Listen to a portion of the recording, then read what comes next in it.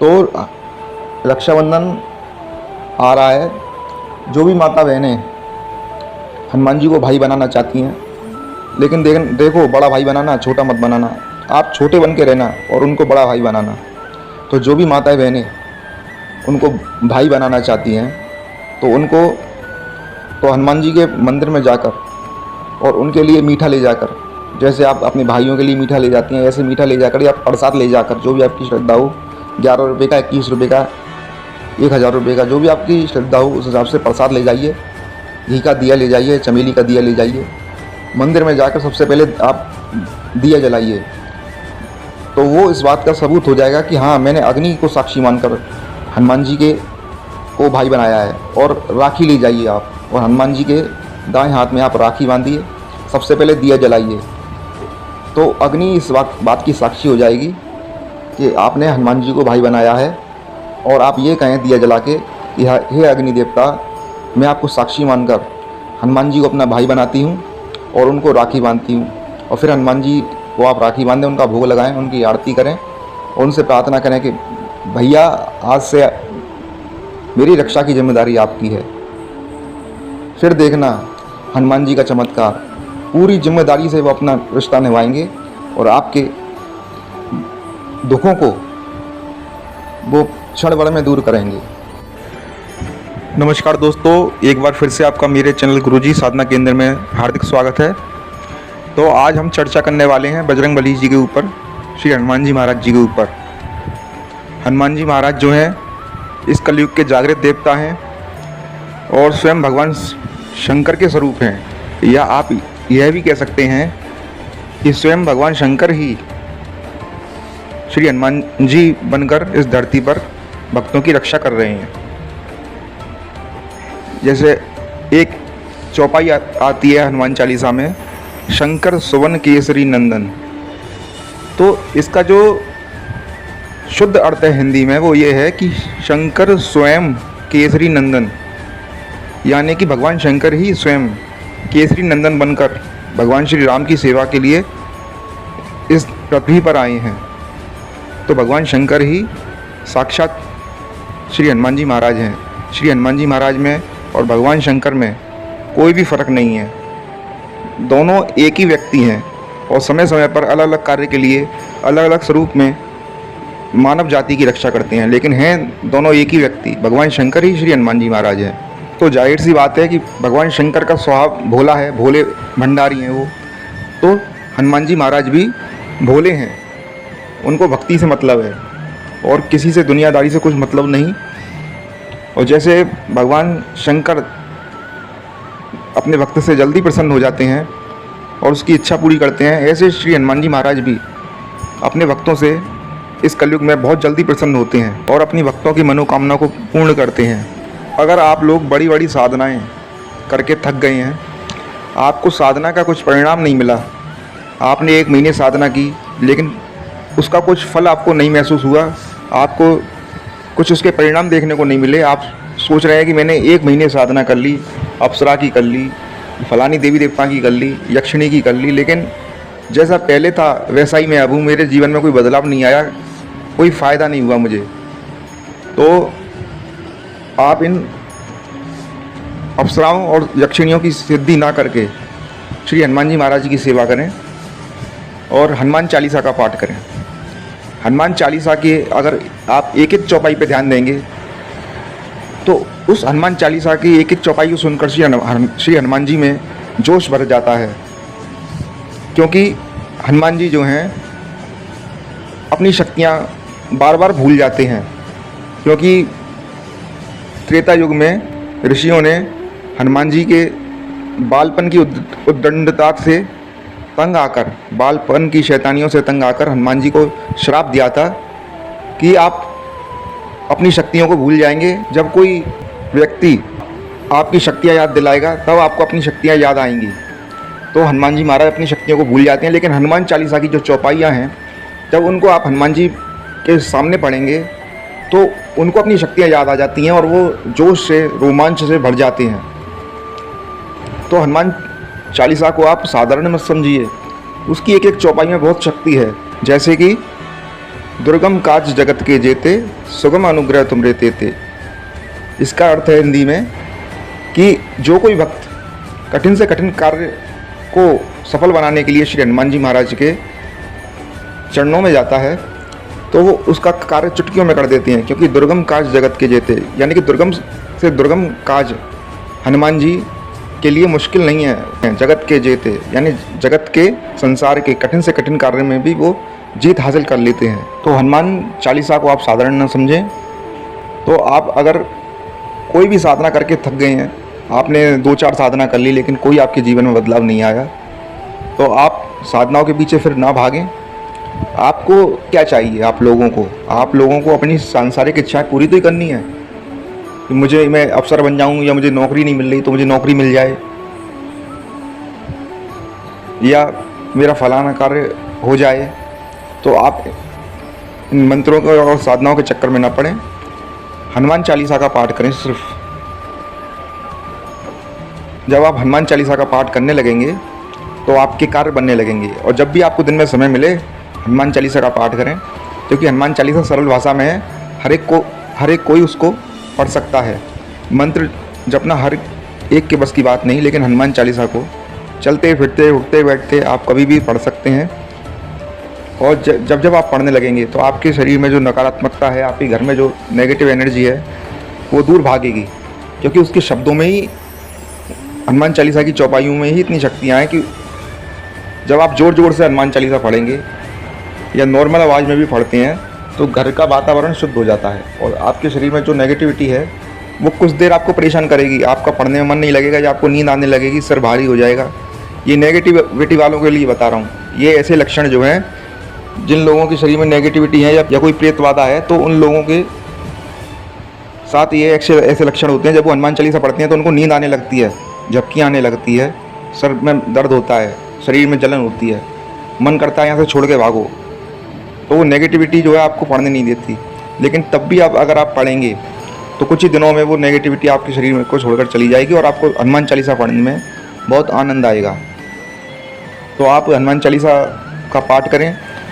हो सके तो आप सुबह शाम हनुमान जी के आगे घी का दीपक या चमेली के तेल का दीपक जलाकर हनुमान चालीसा का पाठ करें। आप जब जैसे जैसे पाठ करने लगेंगे 2 मिनट में एक हनुमान चालीसा हो जाती है, तो आपकी रुचि बढ़ती चली जाएगी। भक्ति, आप हनुमान जी आपको भक्ति प्रदान करते जाएंगे। फिर आप 5 हनुमान चालीसा कर सकते हैं या 11 सुबह शाम हनुमान चालीसा कर सकते हैं। इससे आपका क्या है कि इससे आपका जो है ऑरा जो होगा वो और मजबूत हो जाएगा।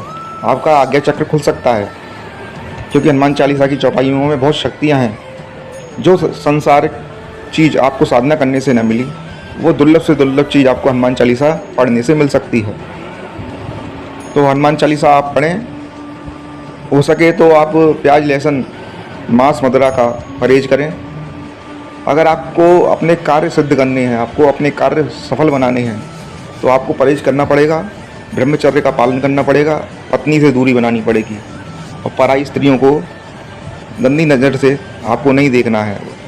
उनके चरणों की तरफ ही आपको देखना है। उनको देवी या माता जानकर उनके शरीर को न निहारते हुए उनके चरणों की तरफ आपको देखना है।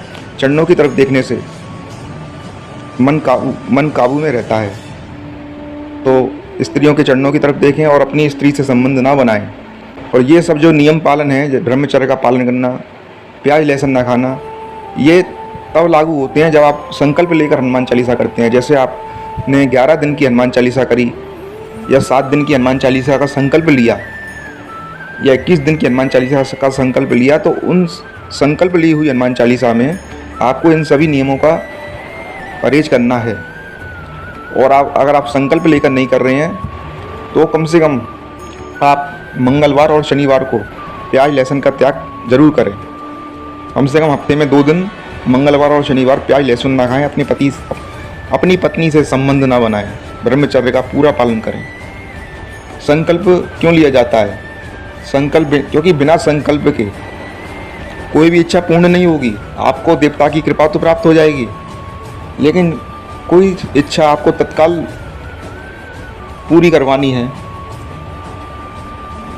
या कोई ज़्यादा आप परेशान हैं, शत्रुओं से परेशान हैं, तो संकल्प लेकर ही आपकी इच्छा पूरी होगी और 100% पूरी होगी।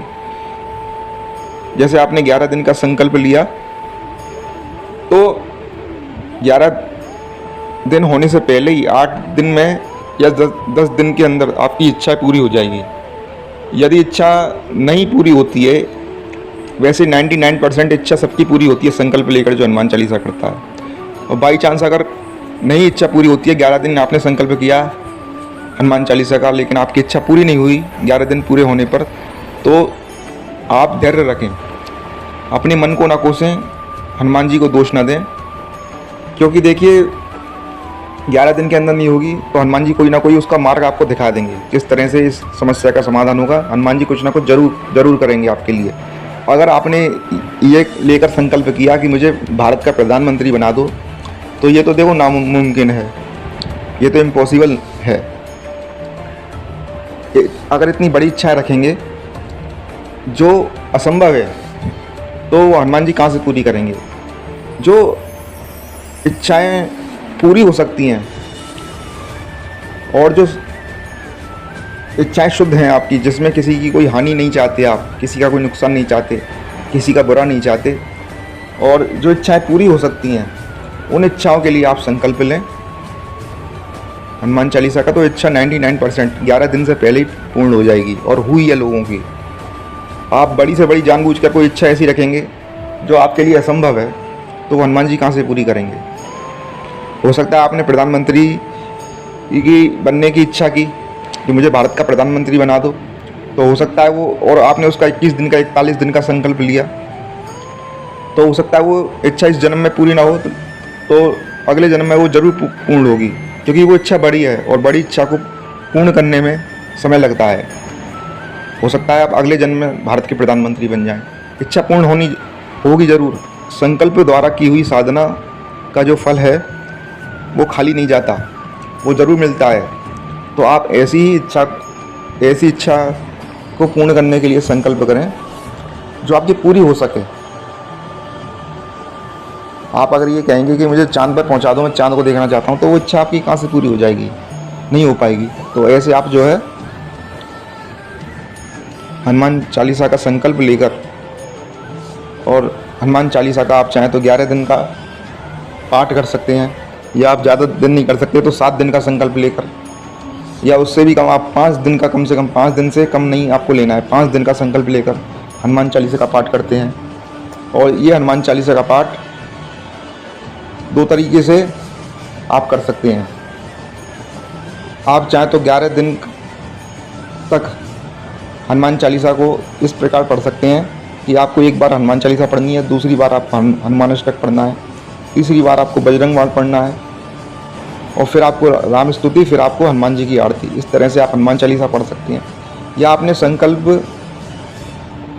में ये कहा है कि मैं 11 बार हनुमान चालीसा पढ़ूंगा, तो आपको 11 बार हनुमान सिर्फ और सिर्फ 11 बार हनुमान चालीसा पढ़नी है। और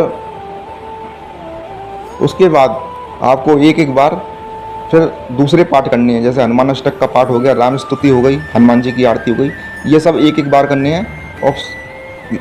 और जो है हनुमान चालीसा आपको 11 बार करनी है। उसके बाद ये सब एक पाठ करके हनुमान जी की आरती करके अपनी जो साधना को समापन करना है। तो जो भी आपकी इच्छाएं हैं वो 99% जो आपको लगे कि हाँ ये पूरी हो सकती है मेरी, तो वो 99% पूरी होगी।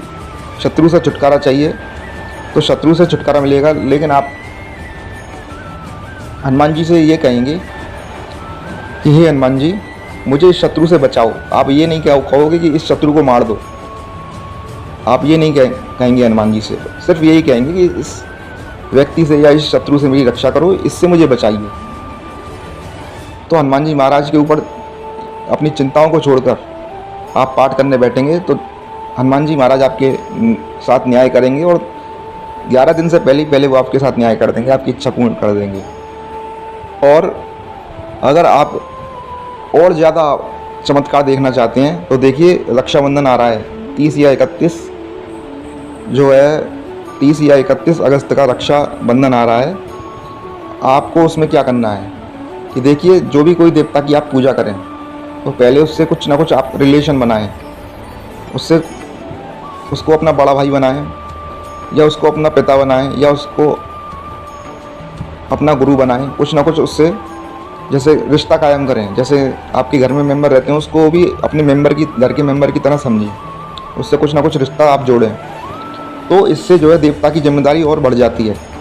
तो रक्षाबंधन आ रहा है, जो भी माता बहनें हनुमान जी को भाई बनाना चाहती हैं, लेकिन देखो बड़ा भाई बनाना, छोटा मत बनाना।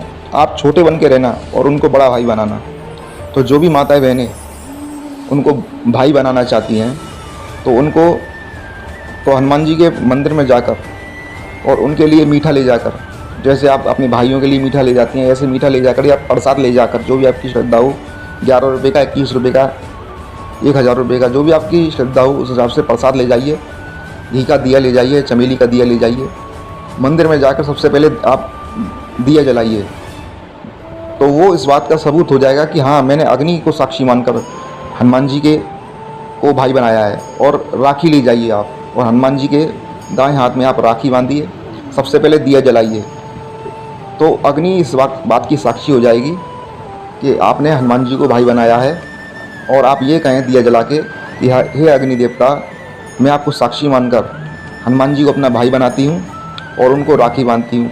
और फिर हनुमान जी को आप राखी बांधें, उनका भोग लगाएं, उनकी आरती करें और उनसे प्रार्थना करें कि भैया, आज से मेरी रक्षा की जिम्मेदारी आपकी है। फिर देखना हनुमान जी का चमत्कार, पूरी जिम्मेदारी से वो अपना रिश्ता निभाएंगे और आपके दुखों को वो क्षण भर में दूर करेंगे। और जो लड़के हैं, जो पुरुष हैं, वो भी हनुमान जी को भाई बना सकते हैं, वो भी हनुमान जी को राखी बांध सकते हैं। क्योंकि देखिए, आपका शरीर पुरुष है, लेकिन जो आपकी आत्मा है वो ना स्त्री है ना पुरुष है। और देवताओं का तो आत्मा से संबंध रहता है आपके भौतिक शरीर से उन्हें कुछ लेना देना नहीं है। तो लड़के और पुरुष भी जो हनुमान जी की पूजा करते हैं, वो भी हनुमान जी को राखी बांधकर भाई बना सकते हैं और उनसे रिश्ता कायम करके फिर उनकी शरण में जाओ, तो देखना वो अपना फ़र्ज ज़रूर निभाएंगे। तो कहने का मतलब मेरा ये है कि बड़ी बड़ी साधनाओं के पीछे ना भागें। जो आप पहले साधना कर चुके हैं, रात भर 2-2 बजे तक जग कर आपने साधना की है, फिर भी उसका परिणाम नहीं मिला है, तो आप इन साधनाओं के पीछे ना भागें। साक्षात हनुमान जी विचरण करते हैं कलयुग में इस धरती पर, उनकी शरण में जाएं।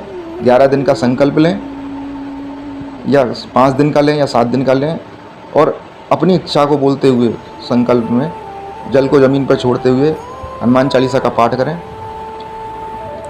तो आपकी इच्छाएं ज़रूर पूर्ण होंगी।